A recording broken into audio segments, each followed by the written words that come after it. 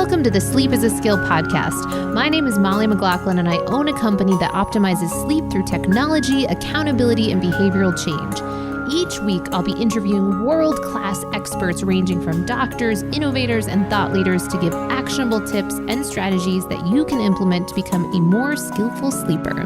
Let's jump into your dose of practical sleep training. Welcome to the Sleep is a Skill podcast. First off, don't mind the audio. I'm actually traveling right now, so the mic is a little funky, but it will get better in the rest of this episode. So I want to tell you about today's guest. Shawn Wells is a good friend of mine, and he is actually coming on the podcast for the second time. And the reason for today's visit is because he is going to tell us about what could actually be a new disruptor in one of the world's favorite drugs, caffeine. A new potential ingredient that he has discovered, that he is behind. I've had the pleasure of experimenting with, and many others as well. It has recently come to market, and it's going to be coming out in an even bigger fashion very soon. So we want you to be the first to know. And why on a podcast around sleep? Well, we are likely aware of some of the negative impacts that the wrong timing of caffeine, the timing of when you have your caffeine, how that might negatively impact your sleep, particularly if you have a high volume of that caffeine. And for one of the reasons being its impact on adenosine. Well, pyrazanthine, this new ingredient, has a different effect in that domain. So we're going to get in deeper on that topic. So get excited. But first, I want to tell you a little bit about Shawn Wells. He is known as the world's leading nutritional biochemist and expert on health optimization. He has formulated over 700 supplements, food, beverages, and patented 20 novel ingredients. He is now known as the Ingredientologist, the scientist of ingredients. As a world-renowned thought leader on mitochondrial health, he has been paid to speak on 5 different continents. His insights have been prominently featured in documentaries and podcasts like Ben Greenfield and regularly on morning television. His expertise can help any health-conscious individual to better manage stress and experience greater resilience and more energy through utilizing his practical research-backed solutions. His book, The Energy Formula, has been recognized by both USA Today and Forbes, as well as an Amazon bestseller in multiple categories. So I get a lot of questions around sleep supplements, and I'm very hesitant to just throw out a whole laundry list of possibilities. One, I don't think it's the most responsible thing to do. I really do believe in testing to see what types of supplements make sense for you. And two, because I really truly believe that most of the things that you can do to improve your sleep are behavioral, psychological, environmental in nature, and often don't cost a dime. However, there is one supplement that I personally take every day and that I do feel quite comfortable with suggesting for most individuals to experiment with because of a couple of reasons. Its high safety profile and high rates of deficiencies in our modern society. Some put the numbers as somewhere around 80% of the population being deficient in this one area, and that is magnesium. So magnesium has been called the calming mineral, and some report that magnesium can increase GABA, which encourages relaxation on a cellular level, which is critical for sleep. Magnesium also plays a key role in regulating our body's stress response system. Those with magnesium deficiency usually have higher anxiety and stress levels, which negatively impact sleep as well. Now, before you go out and buy a magnesium supplement, it's important to understand that most magnesium products out there are either synthetic or they only have 1 to 2 forms of magnesium, when in reality, your body needs all 7 forms of this essential sleep mineral. So that's why I recommend a product from my friends over at Biooptimizers. They have created something called the Magnesium Breakthrough. And taking this magnesium before bed helps you relax and wake up refreshed and energized. And while we don't recommend that you go too nuts on looking at all the sleep stage classifications on all your wearables, I will share anecdotally that many clients have reported improvements in their deep sleep trend numbers. Again, I don't want you going nuts on the sleep stage classification numbers on your wearables, but I do want to let you know about that because I know that many of you do reach out on questions of how to improve your deep sleep. So I also love that BioOptimizers offers free shipping on select orders, and they offer a 365-day money-back guarantee on all their products. Plus, they have a customer satisfaction rating of 99.3%. Very impressive. And you can get 10% off Magnesium Breakthrough. Again, this is the same magnesium that I use every single night. And finally, you can get 10% off Magnesium Breakthrough. Again, that's the magnesium supplement that I use every single night by going to magbreakthrough.com/sleep is a skill. And be sure to use the code sleep is a skill for 10% off. And welcome to the Sleep is a Skill podcast. I am so grateful to have my guest here today. I can already tell this is going to be a ridiculous podcast. Shawn Wells needs no introduction, and yet we're going to... Molly McLaughlin. We've got lots of banter going on here. So this is going to be hysterical. But at the same time, I'm laughing, I'm playing. And yet I know that this is going to just be a powerhouse interview of a ton of information for you guys in the realm of improving your sleep, optimizing your sleep, any stage of the game in your sleep journey. Shawn has the goods. So Shawn, without further ado, thank you so much for taking the time to be here. Hey, what's going on, Molly? I'm excited to be here. Like I've been doing 4, 5, 6 podcasts a day, getting ready for my book launch, The Energy Formula. Go to energyformula.com. And I'm so excited about it. I was on Ben Greenfield. I was on Jay Campbell yesterday. I've been on a lot of cool shows, but literally I've had this one circled on my schedule because I am the biggest Molly McLaughlin fan. I have literally been fanboying out. For all of you listeners of Molly McLaughlin right now, know that I am just the hugest fan of Molly. We met less than a month ago. We were connected through a friend, a mutual friend, Kayla. Yep. Who's another podcast guest. Yep. And is one of my best friends. And I literally talk to her every single day. And I knew that when she recommended Molly that this would be amazing, and it has exceeded all my expectations. And the last time we were supposed to record a podcast, but I was stuck in traffic in Austin. And I was just well, I don't think that I'll be able to get back to my hotel room in time. There was bumper to bumper traffic. And we ended up doing a call and just getting on a Zoom call, but not doing the podcast. And it was incredible.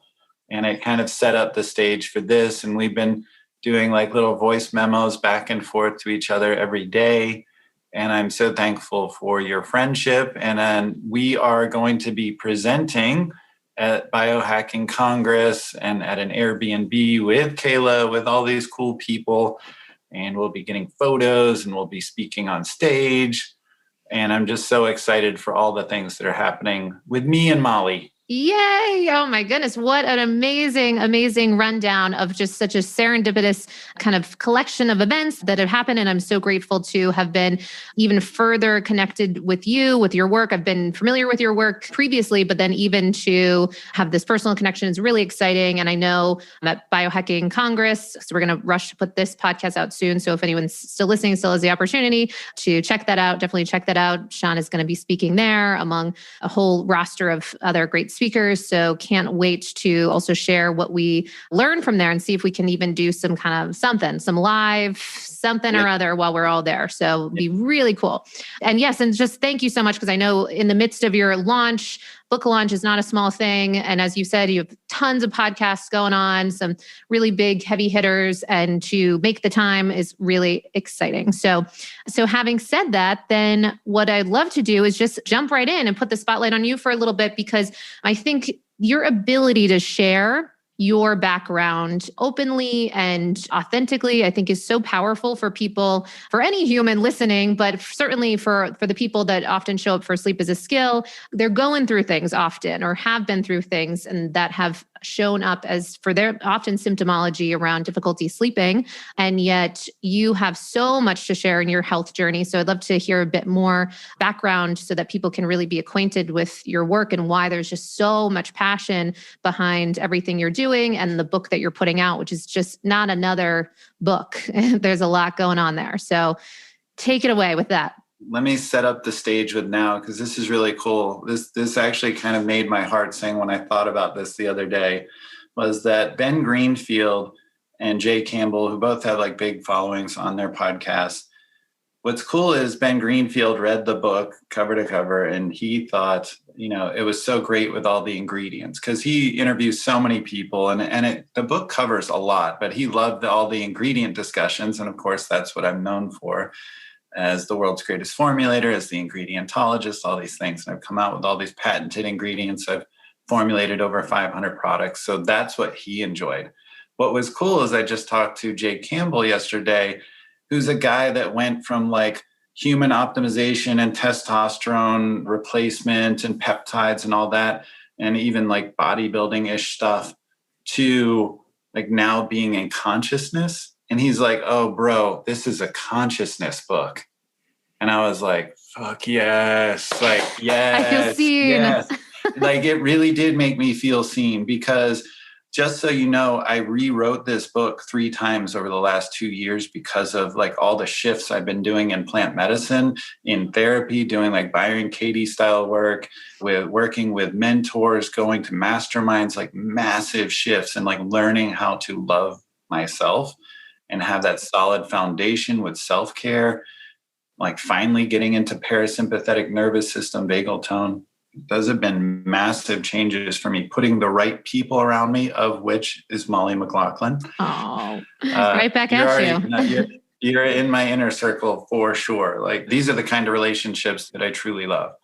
But that shift has been massive for me. And I also recorded my book 6 months ago. I was done, but literally like reading it through, I was like, this is good, but it's like a B+ to me. And I was like literally at a pivotal point, and I'm like, is that good enough? Am I okay with that? Because I kept shifting my heart, and I wanted to like weave in more of my personal stories that were pretty gut wrenching, like of stuff that I've been through. We can get into in a second. Yeah, definitely. But also I wanted to add more of the consciousness piece, which I feel like is the foundation. Like, for so long, like when you hear all the ways I was sick, you're going to think, I'm going to listen to this guy as a biohacker.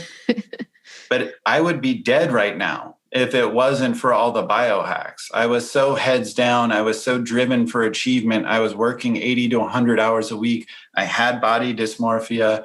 I had autoimmune issues with Epstein-Barr, fibromyalgia, chronic fatigue syndrome, Hashimoto's. I had a brain tumor. I had my 2 discs replaced in my neck. I had hip and knee and back surgeries. I was pushing so hard. I had anorexia. I went from 300 pounds to 150 pounds. And I was weighing myself every time I peed. I loathed myself. I hated my body. I hated who I was. I didn't feel loved, and I certainly didn't love myself.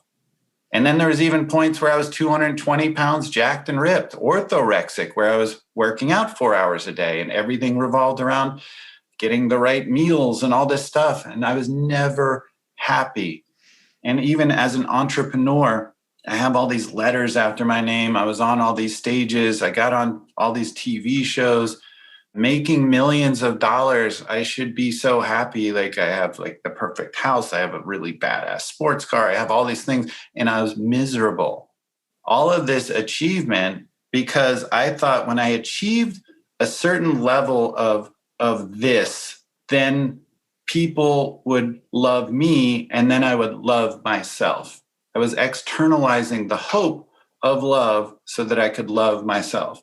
And once I got to this level, whatever that level is, like when I get to a certain weight, then I will be sexy. When I get to a certain amount of wealth, then I will be successful. When I get to a certain car or house or job or a level of patents or formulations, or in this certain room with masterminds, then I will be happy. All of those are states of being, not states of doing, not achievements. And it was only once I got into plant medicine that I had these huge shifts of awareness, where I was rewiring and refiring in my brain these neurons, that I completely shifted my life and my thought patterns.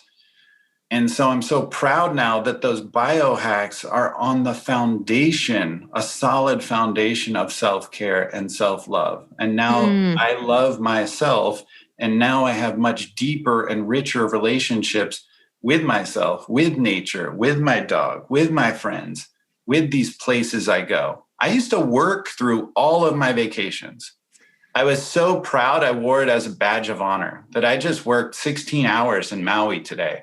I just worked 16 hours in Fiji today.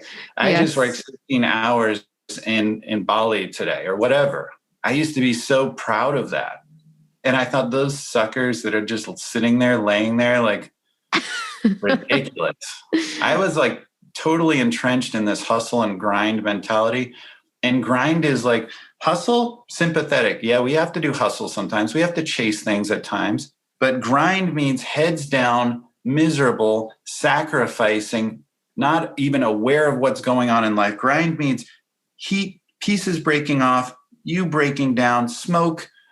Like this isn't like a way to carry out your life. It should be hustle to get to states of flow. It should be temporary discomfort so that you can get to states of ease instead of being in states of dis-ease. Wow. Literally. That is so, I mean, I was literally taking notes as you were sharing all that because it sounds like a complete journey, a complete transformation of who you know yourself to be. Certainly with your book, it's the concept around energy formula. And yet we're talking on so many layers of what that all comes together and not just kind of for your productivity or what have you, which is an element of that, of course. And yet at the same time, we're talking a whole transformation of who you show up as, who you are able to be or choose to be moment to moment versus the striving, the doing, the when I get the patent, when I get the this, and putting it in terms of, people listening, maybe you're not striving for a patent or what have you, but maybe it's when I get the promotion, when I get the this, the other. And certainly as in this conversation, I can so relate to all that. That was part of when I had my sleep whole breakdown was just, oh my God, things are not working. This complete sympathetic overload, freak out. And really just, it took my body saying no more in so many words of just all of these symptoms, but particularly in this conversation, the sleep that had it really interrupt. And it sounded like you were able to, through all of that, brain tumor, all of these ortho, anorexia, all these different places that you went through to kind of come to the other side and now be such a kind of example of what's possible. So I really acknowledge you for that. That's incredible.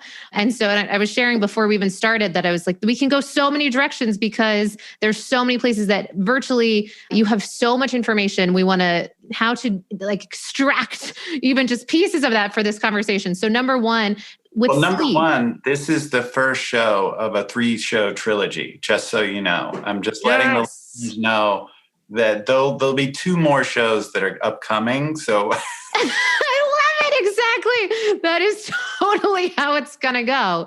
Because I mean, I know we could even the trilogy. Oh, come on. Absolutely. So to piece this out, just even starting at the basics, sleep throughout all of this, throughout some of your journeys, throughout what you've shared, share with us a bit how your relationship to your sleep has been over those years. How did it look back when you were in that kind of go hustle state and into today? And what have you kind of gathered out of that? Do you have a different relationship to your sleep now? My sleep has traditionally been horrible and so bad. I mean, I had a difficult childhood, just being straight up. I don't really want to get into all that. Yeah. I remember being at like even slumber parties with 10 other boys, like down in this one friend's basement. And I was like, they were all asleep and like, I was like the only one up. And I remember like that at every slumber party, every sleepover, like, for the longest time, I thought that was just a norm for me. But then when I was around other kids, I saw this isn't normal. Like, yes, same. I remember I feel seen. Yeah.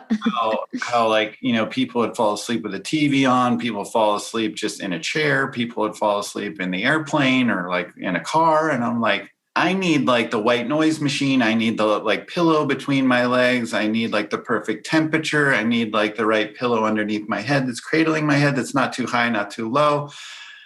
I need to have all of these things. There can't be light in the room. Like, I can't have somebody up on me. Like I can't, like, it's got to be like all the like perfect pieces for me to fall asleep.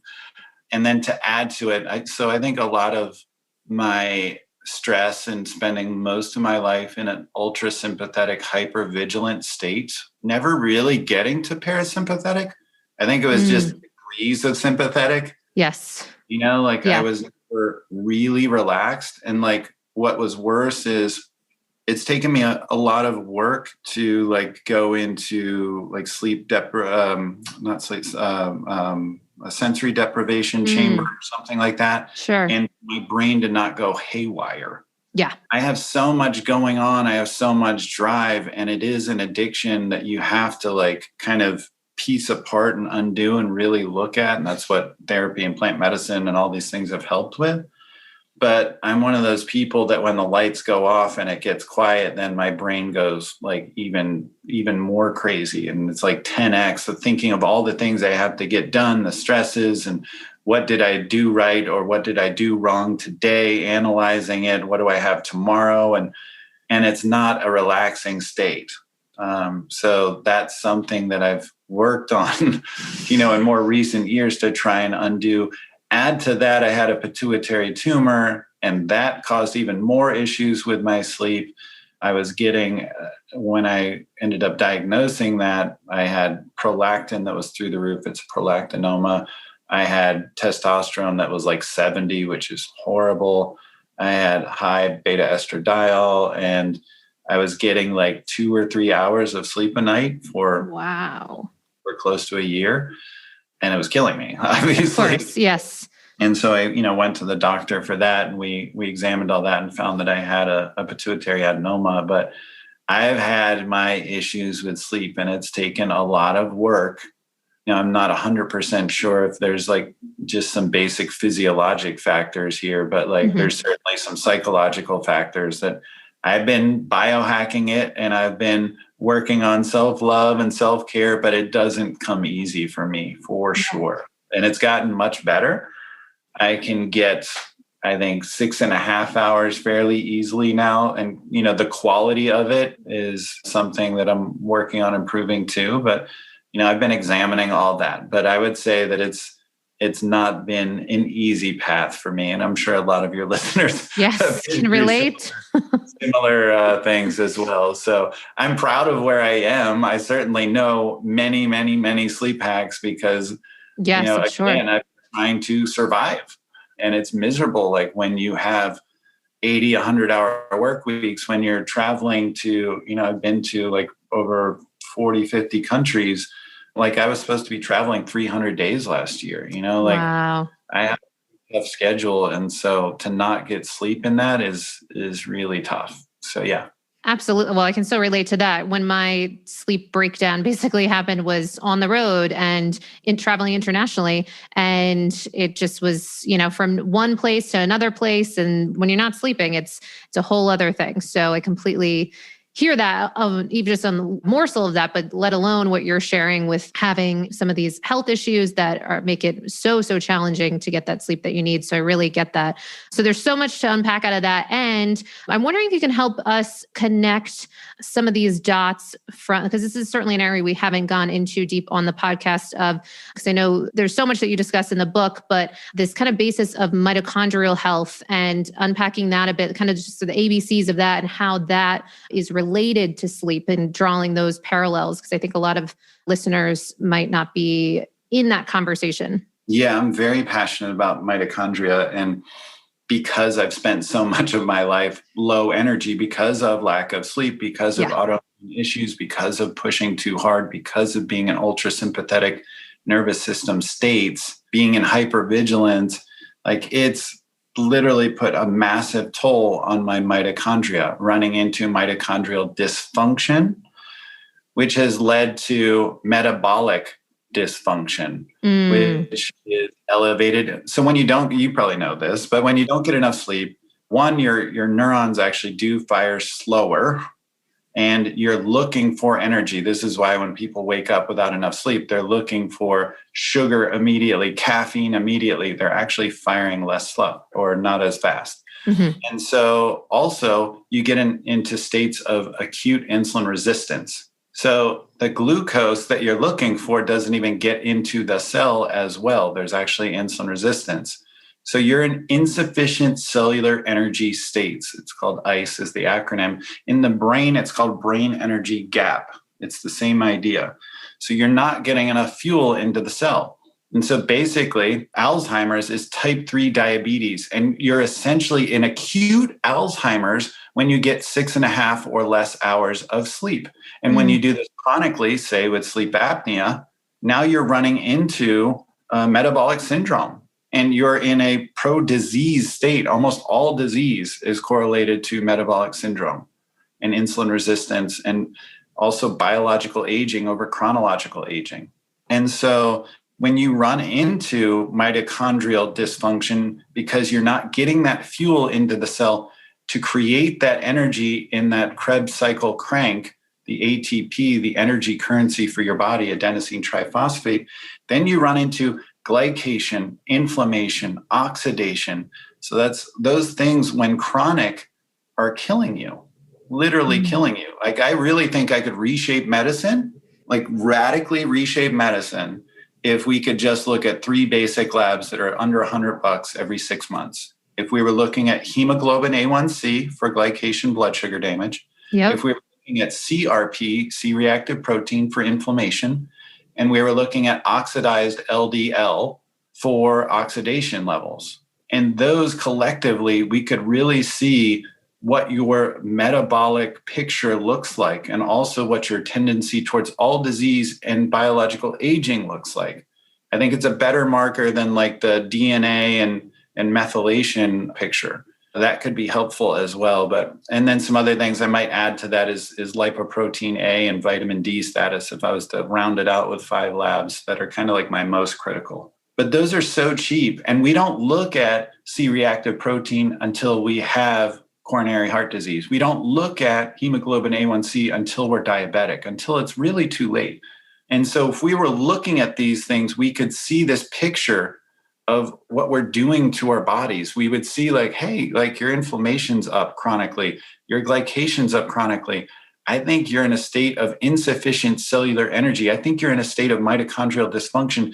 I think that you have a propensity towards metabolic syndrome in all disease states, like Parkinson's, like Alzheimer's, like cancer, like coronary heart disease. Practically everything is correlated to these elevated insulin levels and inflammation and lack of cellular energy. So this is a massive problem. And of course, when you're having mitochondrial dysfunction and unable to create the energy that's needed, then you're also putting your body into states of being in ultrasympathetic nervous system states, essentially, because there's not enough energy. It's like literally like you trying to run your car on very little gas or like regular gas. Like if I have this M6 BMW, if I was to put like regular gas in it and like traditional motor oil, it wouldn't be running very well. It would be chugging and sputtering down the road, right?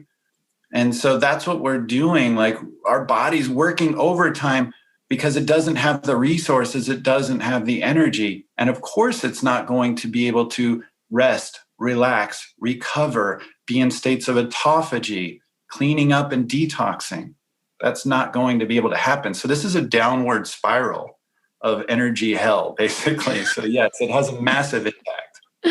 That is so well said. Oh my goodness. And I love the breakdown of some of these key kind of assessments to get for yourself that are affordable, getting some of these lab work done to get a sense of where things are at and from there make some of those choices. So assuming people, they get these labs and things are just not looking good. One, absolutely getting your book is going to be a fantastic investment to go through that crazy levels of things that you can do to really take hold of your health and well-being for the long term. And we're not just talking about like grab a supplement or what have, and it's not making anything about supplements, but I'm saying there are so many things from a holistic perspective that you get into in there. And yet I'm wondering if you could share with us some of the things that you would almost like a top-down approach. Say we get those, labs back, it's not looking good. What are some of the things that we need, or a framework or an approach that we should be thinking of from that place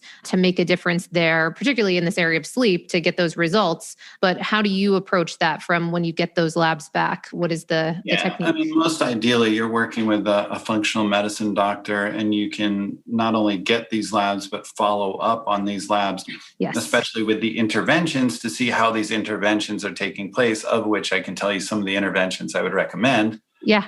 Definitely hiring someone like Molly McLaughlin to help you with your sleep would be a no-brainer. Come on. Amazing. So some of the things that I would recommend on the mitochondrial front. Yeah, sure. I believe in IV NAD is probably the best thing for mitochondrial health. Feels miserable for about 3 hours. It's not fun. You feel like semi-puking. You can take Phenergan. You can have it at a slower drip rate that can make it more tolerable, but it's not enjoyable. You can do it like every day straight for a week. You can do it every week for 6 weeks or something like that. There are approaches that it has synergistic effects, I would say, if you do it repetitiously. You can do intranasal NAD, but that actually varies quite a bit. One, in how much NAD is in the bottle, and then two, just in how you squirt it in your nose. There's been wide variance, so that is hit or miss. Orally, there are NAD supplements. Those don't do very well. NR, which is True Niagen, I'm not a big fan of. The data has actually been pretty poor. NMN, nicotinamide mononucleotide, is the one that I do prefer. That's the one that Rhonda Patrick, Peter Attia, and David Sinclair all back. I'm a big fan of NMN. Definitely getting the right dose. Most people are taking way too low a dose. It gets expensive, but above a gram is where I would try and get. Taking some other things that are going to help with the electron transport chain part of it would be things like CoQ10, especially in the reduced form called ubiquinol, PQQ in its fermented form. I think it's BioPQQ is a really good one. Get 10 to 20 milligrams. And then from there, and actually there's a really cool antioxidant called ergothioneine. It's under the brand of MitoPrime. And what's cool about this is it's been considered for vitamin status. You have a unique transporter system in your body specifically for ergothioneine. So this compound is actually pretty breakthrough. And then you have a storage system in your body specifically for ergothioneine. And what's cool is it protects the mitochondria specifically, not just like an antioxidant for the cell, like most antioxidants that honestly, most data on antioxidants is actually kind of weak. But the way this works is very different in protecting that mitochondria. So MitoPrime L-ergothioneine is something I would look at about 5 to 10 milligrams a day. And then from there, I would look to reduce some of those other things that I was talking about. So glycation. The most potent thing that we know of as a drug is metformin. It's been shown to extend life by as much as 2 years, even in healthy people. There's a study going on with over 3,000 people right now looking at that. The thing I don't like about metformin is it was tainted and recalled last year. It lowers B12 levels, putting you in an anemic situation. And then 3, it has GI distress issues. And berberine, the botanical equivalent, has been shown head-to-head to be superior to metformin. But even cooler is a form that I've patented. Oh, do tell. That when at the gut level, berberine converts to dihydroberberine. And so this form is about 5 to 10, maybe even as much as 20 times more bioavailable. We've had super responders, also called hyper responders. I think it just depends on the gut. It's really interesting. So we're looking at it. But it's markedly better in terms of bioavailability. So the doses are much lower. Doesn't have the GI distress because it's already in its active form. And it lasts about twice as long in the plasma. So you have to dose much less frequently as well. But it's been shown to be superior in every way to berberine, and therefore, if you extrapolate, metformin. So this is what I would take as an anti-glycation end product ingredient, and also glucose disposal agent. It works via AMPK, AMP kinase, if you're into all that stuff. But this is how it works. And this is one of the hallmarks for how we age. And so this is one of the things that I would focus on first and foremost is glycation and glucose disposal and lowering insulin levels. And regardless of whether you're diabetic, metabolic syndrome or not, even if you're lean, this is something that I would take. Wow. Oh, do you have more? You probably have more. I have more. Okay, more. yeah, keep going. So I'm taking notes there. These show notes, guys, are going to be insane. I mean, because I know half of you are going to need to be like Googling and it's in the book. Exactly. There you go. That's it's 99 cents through April. I'll get into all that stuff. Like Perfect. This is insane value though. Please support the book because I am not making money on it at all. Yeah. This is about getting in people's hands. Because I didn't even get into like my suicidal stuff and depression. And I've been through it. I've been through it and I'm proud to be here.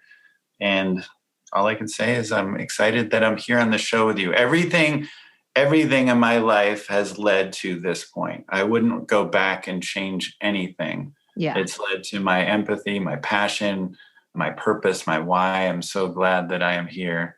And I'm so glad that I'm on this podcast with you right now. I am mindful, I am present, I am happy. But getting into inflammation, that's the next one. So I've worked on an ingredient called Curcuprime. It's tetrahydrocurcumin. So it's a downstream metabolite of curcumin. Curcumin has issues with bioavailability. There's been a lot of companies that have tried to work on that with like black pepper extract or liposomes or all these different things. But tetrahydrocurcumin, one is white and doesn't stain, which is nice, especially if you're a manufacturer or you just put these capsules in your pants or whatever. Yes, been there. The yellow is super staining, but two, it's more metabolically active, higher bioavailability. It's a more potent antioxidant and works better on inflammation. So Curcuprime, tetrahydrocurcumin. Also, CBD. I'm sure everyone knows CBD. I've heard of cannabidiol, maybe uses it for sleep, pain, inflammation, etc., mood. The thing is, I will tell you what you probably don't know.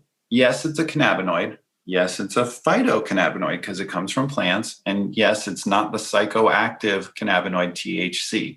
But what you might not know is the endocannabinoid system, the ECS, is just as important as the circulatory system, the nervous system.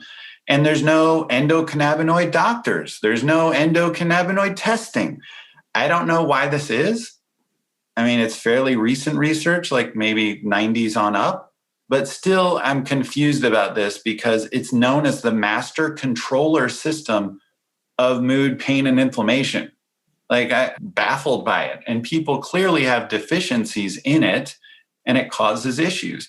Now, whether CBD is going to be the miracle for you at filling in that gap and at what dose and with what other ingredients, terpenes and other cannabinoids, I don't know. We're working on other ones like CBG, CBN.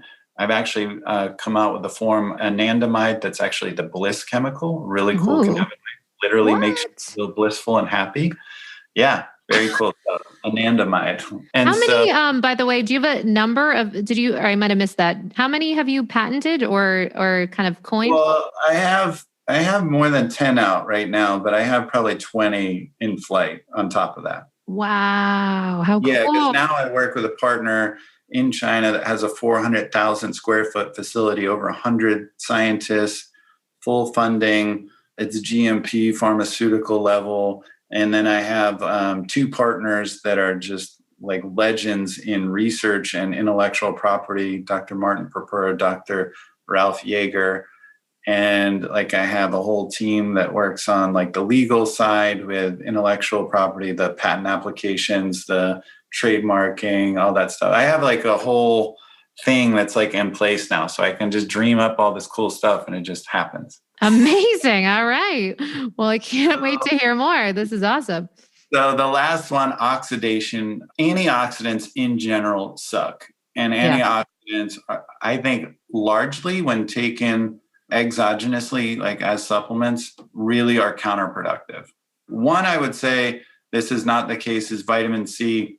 And I've actually used this quite a bit through COVID, especially if like I've just done traveling, I've just done a mastermind or a journey, and I was around 20, 30, 40, 50 people.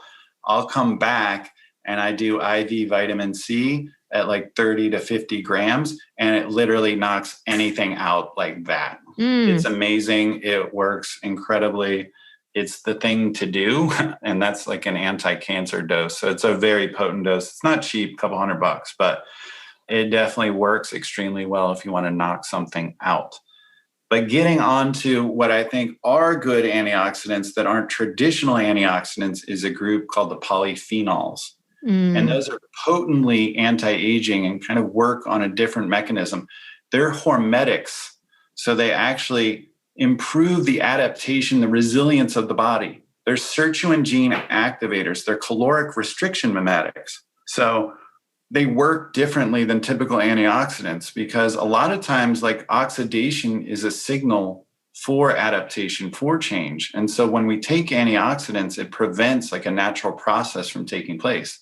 Just like there's times when inflammation's good, like for the immune process, or when you are bleeding and, have a cut or whatever, like it's actually that inflammation sends out signals. These things, it's same with like blood sugar being elevated. That can be good. It's just chronic blood sugar elevation, chronic inflammation, chronic oxidation. And that's because you're running into chronic cellular dysfunction with the mitochondria and insufficient cellular energy states. So these polyphenols are amazing. And if you look at across society in general, like these storied foods and beverages, green tea, high in EGCG, a polyphenol, red wine, high in trans-resveratrol, cacao. Like you look at blueberries with pterostilbene, you look at parsley as apigenin, like onions and apples have quercetin, like these are all chlorogenic acid in coffee. These are all amazing. And they're sirtuin gene activators, the anti-aging genes. Like David Sinclair goes into these quite a bit, that like they're literally like when times are hard on your body, when there are hormetic stressors or eustresses, it's called EU stress, then the body upregulates the sirtuin genes and makes you tougher, more resilient, harder to kill. We become easier to kill because we're less resilient, because we eat all day long. We don't go periods without eating, because we're thermically controlled. We don't go to extremes of temperature like hot saunas and cold plunges and things like that. We're controlled at 68 to 72 degrees all day long. So what's cool is these ingredients are all hormetic stressors, and they help us adapt and they make us tougher. So it works in a different and better way. The one that performs the best out of all of them at activating the sirtuin genes and increasing NAD levels is one called FISSN, and it comes from strawberries. On the other side of the equation, so as we age, we make dramatically less NAD, the cellular fuel, this mitochondrial fuel. And the other side of the equation is we more rapidly catabolize NAD as we age. So we break it down faster. And there's one of these polyphenols that dramatically impacts that, called apigenin from parsley.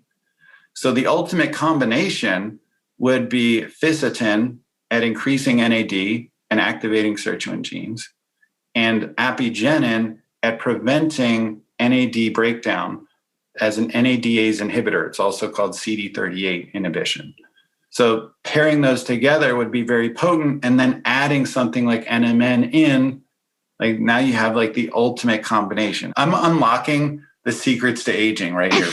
I think so. I think that's what we're getting at. By the way, I am 85 years old and look so damn sexy. It's crazy. So this stuff works. Oh my God.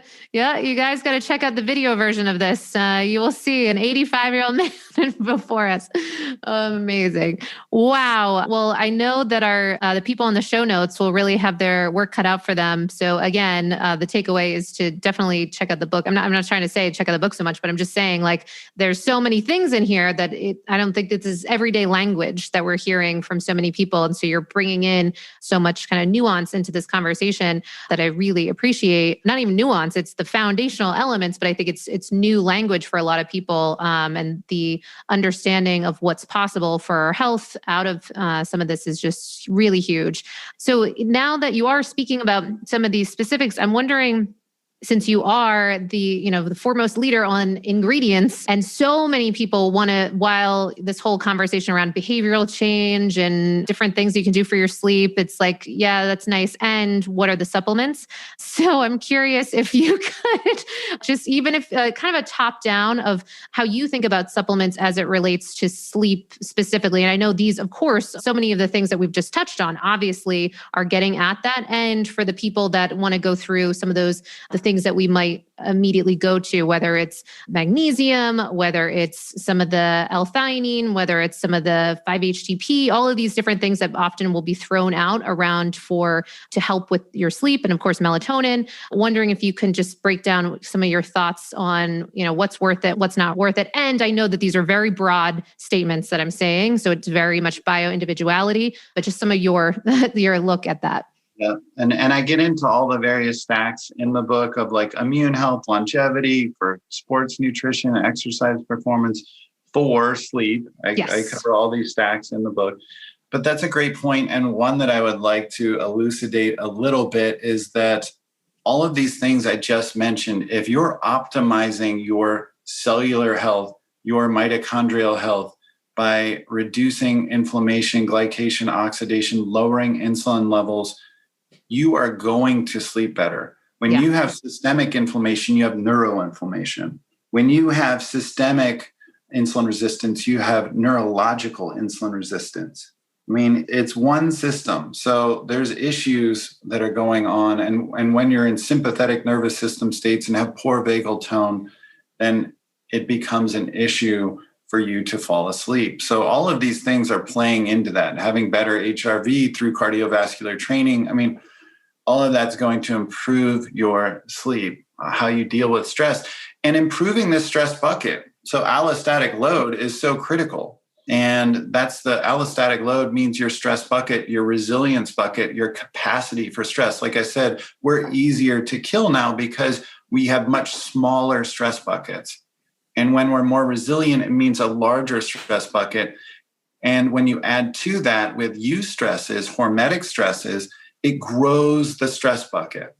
And when you add too much of even these eustresses, even these things like red light therapy, of fasting, of working out, with keto, with all this stuff, it can actually become a distress if the bucket is overflowing. Things that normally would be hormetic stressors, positive eustressors, they can become distresses. So it's something to be mindful of. Yes. And I was sharing with you that recently I've been having, over the past couple of weeks, I was transitioning to keto and testing a bunch of things, and then certainly experiencing an element of eustress, of lots of opportunities come in and all kinds of things happening. And then what I saw was my HRV just going down and down, and just a fantastic conversation with you, and you pointing to the importance of going back to the allostatic load understanding, and that is something that we really want to be familiar with, aware of, and in a dance with throughout our lives. Yeah, and I'll get to the supplement stack in just a second. But yeah, one of course. cool thing that came to me is, speaking of hormetic stress, did you know that your grapes, let's say for your red wine, which are higher in trans resveratrol, don't even bother in white wine, by the way. Yes. Red wine, especially a drier one that's lower in sugar, a little lower in alcohol, but higher in polyphenols, the drier it is, the better. Did you know that if it comes from an arid climate, a low moisture climate, a climate with high sun, that those grapes have hormetic stress? And it's called xenohormesis when you are taking in those grapes, let's say via wine, because they've lived a tougher life. They have higher polyphenols and help you with your hormetic stress. So it's kind of a cool thing that happened. So cool. Yeah, it's very cool. Very cool. So anyway, my sleep stack, and I like to think about optimization because there's things, for example, this may seem counterintuitive, but there's things that enhance your focus and cognitive function that will enhance your sleep as well. And this is a good sign that you're optimizing your body. It's not just drugging yourself as an upper with a stimulant or a downer. That's the process we think we need. But optimization will be able to do both. So that's what I'm saying about a lot of the ingredients I mentioned. Yes. Is you won't need the downer. You won't need the upper. Yeah. It's the foundational, the root problem you're addressing. Exactly. But we can get into some things, and something like CBD can be an important piece if, and maybe even THC, depending on if that is an area of deficiency for you. And there's bioindividuality there with that endocannabinoid system. So that's just something that people should explore. It may be helpful. You may have to go way higher than the dose you're getting of 10 milligrams or something. Some people go as high as 100 or higher milligrams in a dose. So it's something to explore. I do like L-theanine. L-theanine is a really cool ingredient that evens you out, that improves that vagal tone. So it's actually one of the things, like, nature is the greatest formulator ever. I love this, that in green tea I was talking about before, there's EGCG that improves vasodilation. It's an antioxidant. And it also has L-theanine present that's been shown to be synergistic with caffeine that's present in tea. It smooths out the effect, evens it out, so you're able to focus. Like, we're not stimulated, we're focused. And what's really cool is all those three ingredients are present and they all have synergy together in the green tea. So that's a cool maybe hack for you to use during the day. If you need a little bit of focus, is that you get that EGCG, you get the caffeine, you get the theanine with a good green tea. But going back to the evening time, theanine will take a little bit of that edge off.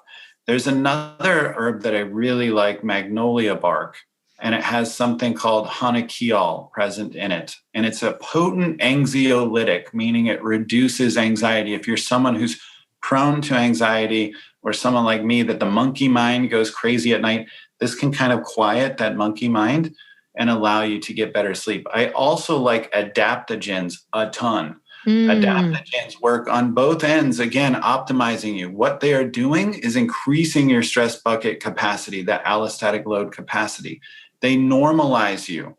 So adaptogens are helping you adapt better. So ashwagandha, rhodiola, maca, lion's mane, those are probably my 4 favorite. And if you look at all these cultures, these are the most storied herbs across all these cultures. Right? If you go to Russia, it's rhodiola. If you go to India, it's ashwagandha. If you go down to South America, it's maca. Like, all these cultures, ginseng in Asia, like, they all have their different adaptogens, because these things literally do everything. Because when you're normalized, when you're more resilient, you do everything better.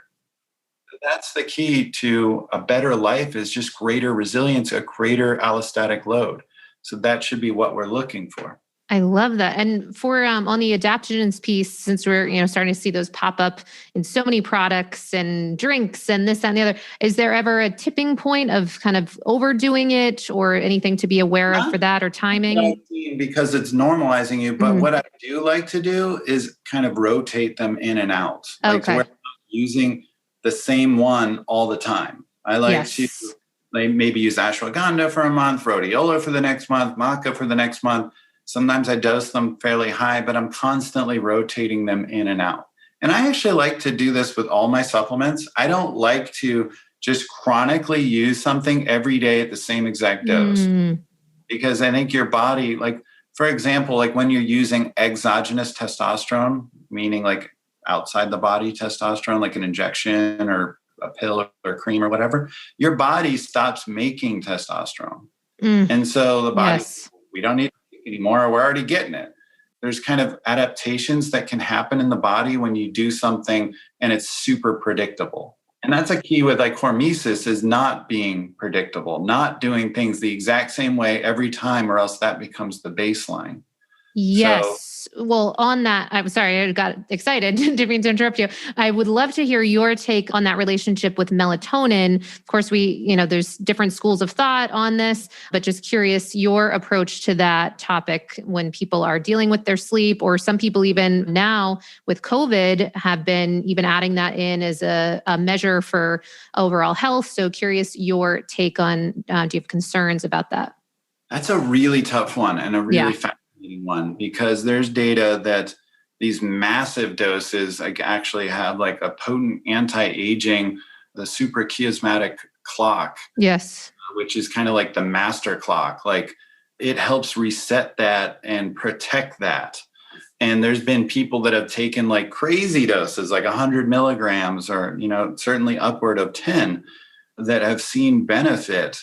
What that does long term, I don't know. And there's not much data on that, but it's certainly interesting to look at. And I think acutely doing very high doses, especially when you're traveling, can be really effective. So like when I go to the Middle East or China or whatever, when I get there, I take a massive dose, like 10, 20, 30 milligrams, because there's some data there that suggests that can be very effective to reset that master clock.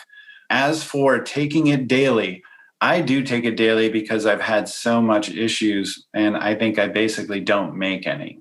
So for me, I think the best practice when you're doing any hormone replacement therapy, any optimization of hormones, is I try and take the minimal exogenous efficacious dose. Right. So whatever it is that I can get the maximum effect for at the minimal dose is what I should do. So melatonin you can buy in 300 micrograms or essentially 0.3 milligrams up to 10 milligrams. So, and the older you are, the less melatonin you naturally make.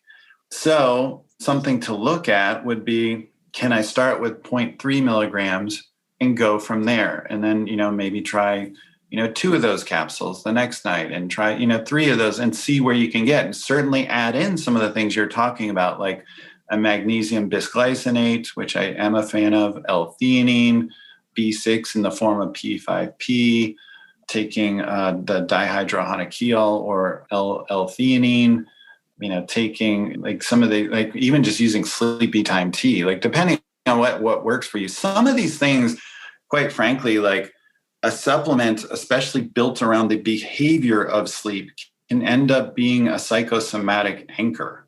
It's not just a physiologic effect. There's behavior that's anchored to that taste. Just like I can't wake up until I have my coffee. Like there's the smell, the taste that's anchored to you waking up, that even if I give you decaf coffee and didn't tell you, you're like feeling great now, like because it's an anchor to you. The same thing could be true at night. And that's why it's important to have proper sleep hygiene, create a routine around your sleep and have that sleep fortress that's predictable as well, all of which I'm sure you've talked about deeply. But these things become psychosomatic anchors. And it's something I've talked about. What's really cool, like in the blue zones where people like live beyond 100 as super centenarians, one thing that, yes, they have community and connection, which I get into in the book. Yes, they're living their why, they have their purpose, which is critical. These things are massive to longevity, the most important factors.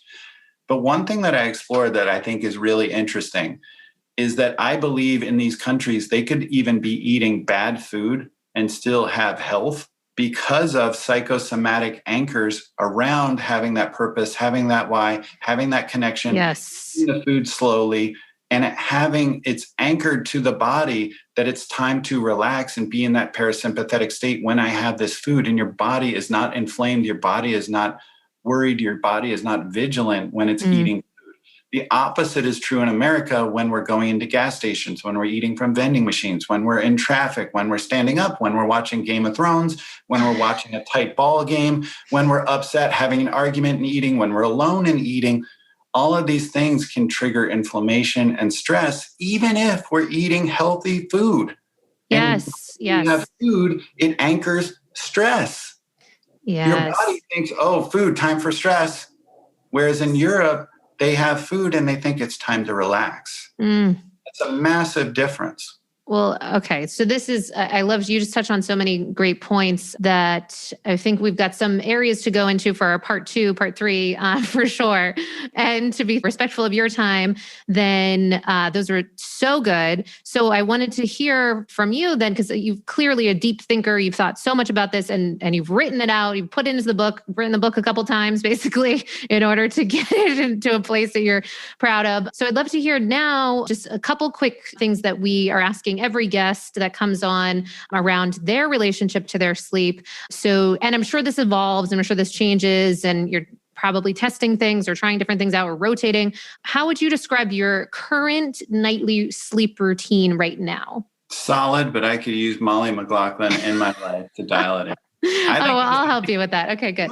I think it's solid and I do think I could actually use your help. I think I Definitely do a discuss lot that. of things well, and I've improved it quite a bit, but I could certainly hone it in with an expert for sure. I love that response because I think that in a modern society, it is something that I think we need to be continually looking at. And is it working? Is it not working? As we're up leveling in our life, it's, things change and ebb and flow. So I think that's really, really And wise.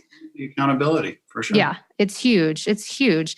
So then the next question would be, what is on your nightstand? It can be your proverbial nightstand. I know you're barring COVID would have been traveling so much this year. So it might be kind of your gadgets, your supplements, your ambient environment, apps, anything that you point to there. Wow. On my nightstand. I know it's a big question. I have my Manta sleep mask. Okay, very nice.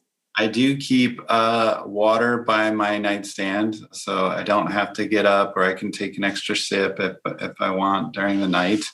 I do put it on my phone in airplane mode, but I do listen to white noise at night. That does help my monkey mind. Sure.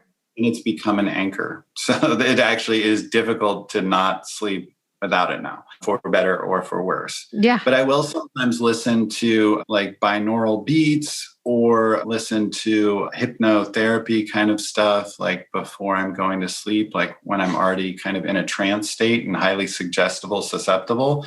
That can actually be a good thing to reprogram myself and listen to affirmations and listen to gratitude or listen to words of encouragement and things like that. So I do that sometimes as well. I definitely don't do TV, the phone, an iPad, a laptop in the bedroom. I protect the bedroom and make it that sleep fortress. I do have the temperature cooler. I really don't read much in bed. I literally just try and make my bed just a place to sleep. So I do have all the LEDs blacked out. I do have plants in the room. I do have it the right temperature. Sometimes I do use, lavender or something like that as a olfactory anchor, something to, help me relax and get into that parasympathetic state. So I think that's what comes to mind right now. Perfect. Okay. And then my last question on the personal note would be, what has been your biggest sleep aha moment or biggest change to your particular kind of sleep game, if you will? I just thought of a massive one that I didn't. Oh, go ahead. So I'll say it right here for this one. And it was my biggest aha, was when I started taping my mouth. I was going to ask you, because when you said about the water, and then I was wondering if that's in the morning or if there's mouth tape. Yeah. Share how that's been for you. That was a game changer. And I used to buy all these little strips, these ones that are specifically for, but because I have facial hair, they just don't work that well. So I use this long strips of the 3M kind of paper, which is super cheap anyway. Yes, very cheap hack. So just buy that. And I just crisscross it across my face. It's just a dramatic difference. Even if you're not apneic and hypoxic, which is at one point I was using Ambien and I was literally going a minute without breathing. Yes. And I would wake up with blood in my mouth and a uvula that was the size of my throat from being so agitated. And I found out, I thought it was me having sleep apnea, but it was Ambien. So I got off Ambien. Yeah. Good. And the sleep tape was just profound for me. So that's a big, big hack, super helpful. And that's really changed my quality of sleep. Literally even 4 hours feels like 7 hours. It's a game changer for sure. And it's so cheap. You're meant to be a nasal breather, not a mouth breather. And I've even used the tape on hikes when I'm at the gym, things, it sounds crazy. People might think you're crazy, but if you train your body, big deal. You will have much more resilient health and energy. It's a massive difference. Oh, absolutely. Such a good one. Great. Well, okay. So that gives us an insight into kind of some of your management of your sleep at the moment. Oh, are you using a sleep gadget or measurement or wearable at all, or opting out of the BioStrap? Yep. Oh, okay. The BioStrap. Great. Cool. And then, so my last question to you, I know we've alluded to the book quite a lot throughout this conversation. And again, I'm really not meaning for it to be like a hard push, and just from a place of, I know that there's so much value. You're giving it for basically nothing in the start of it anyway. So like there is such a sense of urgency for people to get this into their hands, to really get deeper into some of these, step-by-step laid out things that you can do for your sleep. So I'm really excited for you, but I wanted to give you a second to share different ways that people can learn more about what you're up to. Of course, the book, and follow what you're doing, what you're creating, the talks you're giving, the podcast, all the thing. Yes, that's awesome. So energyformula.com. You not only can learn about how to get the book on Amazon, Barnes & Noble, Apple, all that kind of stuff. It is 99 cents through the month of April. It will go up. This is a 400-page book, full color, like literally front to back full color, with 60 full color diagrams, over 100 scientific citations, these formulators corners that go into all the brands, doses, et cetera, the supplements, resource hacks that go into the techniques, the apps, all the tips that you can think of, devices. There's surveys that can assess your progress in each chapter. And it's just a really incredible book that I'm so proud of. There's some great stories in there. There's a lot on resilience. There's a lot on science. But you also, like the bonuses with that 99 cents, you get a fasting for energy guide that is over 25 pages that even has like fasting for women and what that looks like and how it's different. Advanced fasting, like super extended fast and autophagy, gets into all that. And then I have a hidden chapter on natural ancestral movement. And then you get 2 free Q&As that I'm going to do live. So it's really awesome, incredible value for 99 cents. There's a hardcover for $39.99, but it cost me $39.80 to make it because the book is full color and the best quality pages and binding and all that stuff. So it's as you were speaking, I was like, oh my God, I got the Kindle version. And as you were speaking, I'm like, I got to get the hardcover actually, so that I can kind of write up on it. And then I recorded my Audible, and that will be out within a month or two. So that's coming soon, and I'm proud I did that. You can go to shawnwells.com, ShawnWells, and follow me there. I have like a weekly newsletter with like tons of tips, recipes, the podcast I have going on. I have guides like that I put up every couple of weeks on what supplement stacks to use that are cited. And then I am on Instagram at Shawn Wells, ShaWN. And I have tons of awesome content there. And then lastly, I'm on Clubhouse at Biohacking. I've been doing a room almost every day. So check me out there. And then wherever Molly McLaughlin is, I am there fanboying. So that's also where you can find me. Well, right back at you. This was awesome. I'm so glad we were able to do part 1. And I so appreciate your time. This is amazing. Again, everything we discussed will be in the show notes for sure. So lots of different links, and we'll translate Shawn's sort of his other language of all of his ability to speak and give us these insights that not everyone is able to speak with such eloquence. So really cool. You can send me the transcripts and I can review them. Oh, fantastic. Amazing. All right. Well, we're on. We got a whole process for part 1 and then more to come for the extras. So thank you so much. I really appreciate the time. I love you. Thank you, Molly. Thank you everyone for listening, and DM me if you have any questions. I'm here for you. Awesome. You've been listening to the Sleep is a Skill podcast, the #1 podcast for people who want to take their sleep skills to the next level. Every Monday, I send out something that I call Molly's Monday Obsessions, containing everything that I'm obsessing over in the world of sleep. Head on over to sleepisaskill.com to sign up.